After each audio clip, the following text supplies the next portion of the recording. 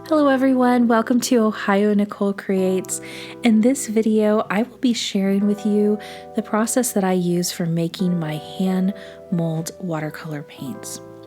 I've received some questions on my TikTok and Instagram accounts regarding my process and how I make watercolors, and I thought it would be fun to share some information and tips and tricks with you. Making watercolors is not difficult, but it is a fairly lengthy process that requires a little bit of troubleshooting when you first start. And in order to make watercolors, there are a few tools that are needed. I use a 10 by 10 glass slab and glass molar, and the glass slab and glass molar have actually been etched so that they have a bit of a micro abrasion, which helps to incorporate the pigment into the binder. All paints consist of two main elements, and that is the pigment and the binder, which is the sticky material that keeps the pigment on the page. For my watercolors, I make the binder here in my studio, and the binder is made from acacia tree sap, which is gum arabic, glycerin, honey, and I use unrefined Texas honey, and cloves. And the cloves is actually an antifungal, and it helps the watercolors to stay fresh, and the honey helps the watercolors to re-wet or remain smooth.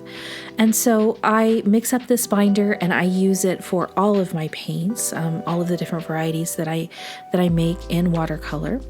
And the process just starts off by measuring out pigment, measuring out binder, and starting to mix it all together as you've seen me done here. I have found that starting with 1 tablespoon of pigment and 1 tablespoon of binder is a good start, and you'll see that every pigment has different requirements, every pigment has different needs for the level of binder that it will take to make paint. So starting off with a 1-to-1 ratio is a smart approach because you can always add more binder and or more pigment to help level out your paints. I also recommend keeping a notebook so that for each pigment you can just keep track of how much binder or how much pigment you have used, because it will be necessary to refill your half pans several times throughout the process. And so as you can see here, the mulling is really what takes the longest, and it is just a process of smoothing out the paint under the muller, scraping it back into a pile, and smoothing it out again. And for most paints in the small quantities I use, this takes about 20 minutes.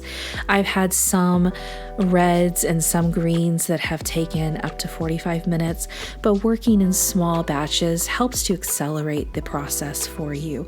And you're going to feel when you first start, there'll be kind of a gritty or maybe even a sandy feel, just depending on the pigments that you're using.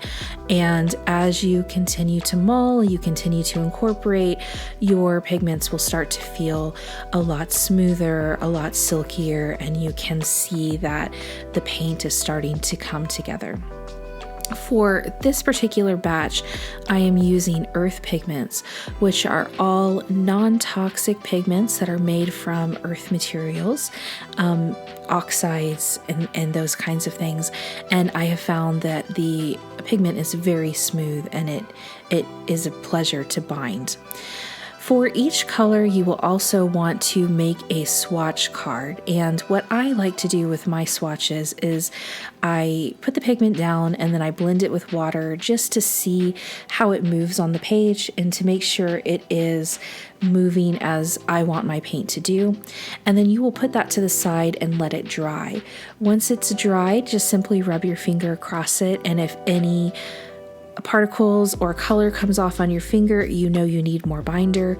If the swatch is too shiny, you know that you've had too much binder. So you can test and see how your paint is operating to decide if you need to add any more pigment and or binder to your process. And so just to kind of show you how differently these colors incorporate, I am mixing up a few here. it's very interesting how differently all of these pigments act. But here I am mixing up a sky blue, and you'll notice that some pigments just really take to the binder, and you could almost have them finished just by using the palette knife, and some do take quite a bit of work with the Muller. As you're incorporating pigments, it's very much necessary to wear a mask because the particles of the pigments are so small. It is easy to breathe them in, and you don't want to make yourself sick. Even with non-toxic earth pigments, it's still powder, and it's still small particles that would get into your lungs, so you want to be sure that you're wearing a mask. Here is Saffron Yellow, and this is one of my absolute favorite colors. It is just so wonderful the way that it comes together and the way that it molds.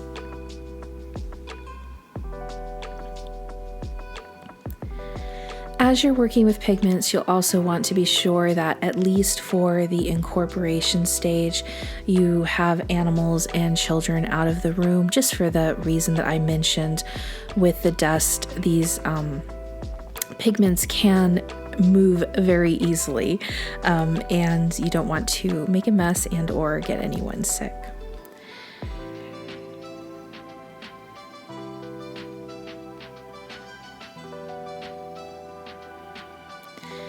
Of course, I made all of these paints individually, but I just wanted to show you how wonderful they look. And the mulling, it really does take the longest time, but it's a great opportunity to listen to an audiobook or to catch up on a show. I actually watched several episodes of The Gilded Age over the week when I was mulling my pigments, so it's a really great kind of meditative time. When you're filling the cups, you're going to simply scrape the paint off the palette or off the slab and into your cups. I have found that using 1 tablespoon of pigment fills somewhere between 6 to 8, maybe even 9 for some pigments, half pans. And in the process of filling these pans, you will fill them all the way full, and then the pans will need to set for a length of time to allow the excess moisture to evaporate out. This can take anywhere between just a few days to a few weeks, depending on the pigment and depending on the binder that you use. I have found that using a dehydrator is really helpful because I can put my pigments in the dehydrator overnight or for a day, and then they have evaporated down enough and they are solid enough to where I can add a second layer. And so just working in these small batches can be really helpful in making sure that your paints have set and that they are the proper dryness to add in a second layer.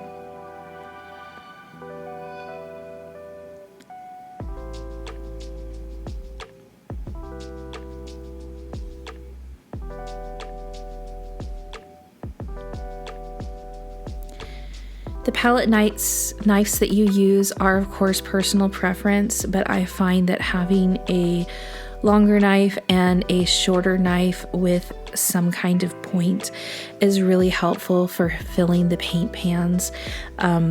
You will be cleaning and washing these quite a bit, so just keep that in mind when picking out your tools.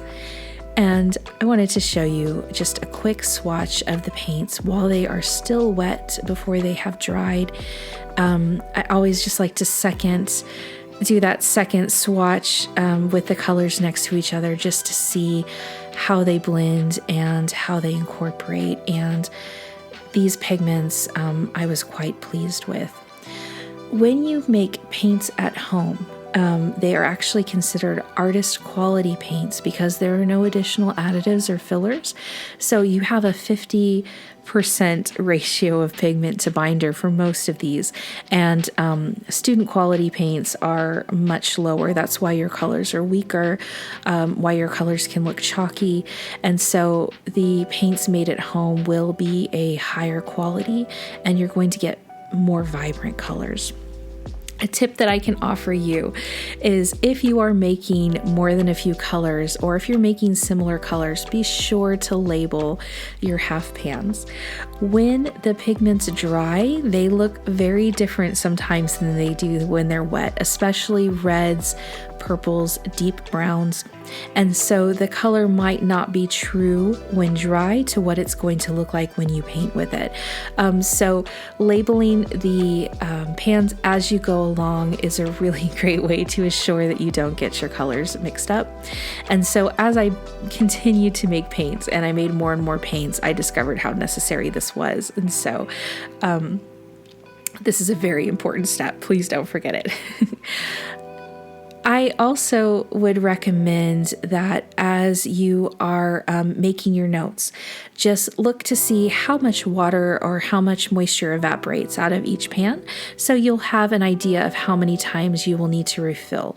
Most take 2, some take 3, and you'll notice that all of the pigments have a bit of a different finish when they dry. So any pigments that contain ochre are going to crack, which is fine. It does not affect the quality of the paint, but it's just something that naturally happens. Some pigments will have air bubbles or air pockets. If you look at the turquoise color here, you can see that there were air bubbles in the middle, and you can actually pop those as they're drying. And if you know that that's an issue you'll have with a specific pigment. So just making those notes, making notes about what you see, will be helpful because you will need to fill these pans more than one time. Some paint makers like to make a large amount of paint and then put it in an airtight container so that they have the same batch when they refill. Some paint makers just use the same formula and make the paints more than one time, which is what I tend to do, just because I enjoy the process of mulling, and I find it to be a little bit less messy.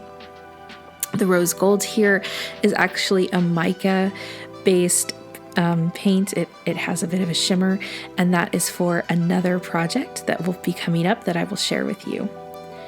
Here is the swatch card for all of my pigments, and also what they look like when they are spread out on the drying rack and after their first round of drying.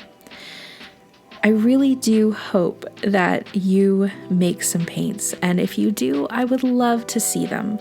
I will have more videos coming soon on packaging and making different types of paints, so feel free to leave me your questions in the comments, and I look forward to seeing what you make. Thanks so much, guys.